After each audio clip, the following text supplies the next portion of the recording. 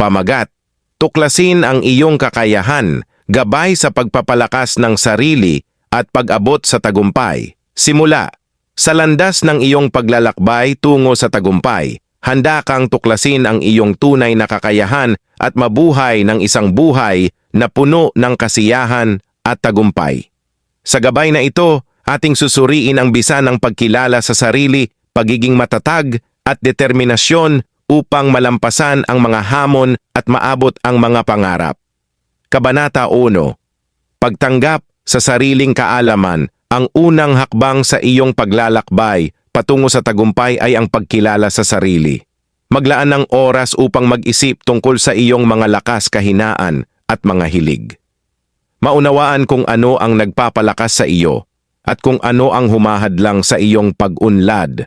Sa pamamagitan ng pagkakaroon ng kaalaman sa iyong sarili, maaari mong gamitin ang iyong natatanging kakayahan upang itulak ka patungo sa iyong mga pangarap. Kabanata 2. Pagtakda ng mataas na layunin, mangarap ng malaki at itakda ang mga ambisyosong layunin para sa iyong sarili. Kung ito man ay ang pagtatatag ng iyong sariling negosyo, pag-uusbong ng bagong landas sa iyong karera o pagpapamaster sa isang kasanayan, magpakadaring na maglarawan ng buhay na iyong minimithi. Hatihin ang iyong mga layunin sa mga madaling hakbang at lumikha ng isang plano patungo sa tagumpay. Sa tiyaga at determinasyon, maaari mong gawing realidad ang iyong mga pangarap. Kabanata 3. Pagpapalakas ng resiliensya. Sa iyong paglalakbay, tiyak na haharapin mo ang mga hamon at kabiguan.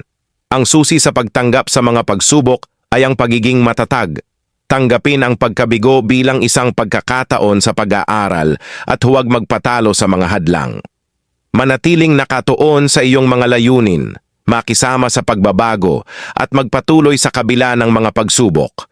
Tandaan, hindi tungkol sa dami ng iyong pagkakatumba, kundi sa dami ng iyong pagbangon.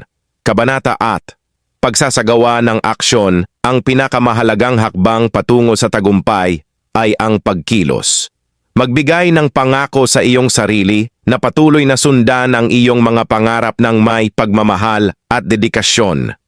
Iwasan ang katamaran at pagdududa sa sarili at gumawa ng mga desisyong matapang patungo sa iyong mga pangarap.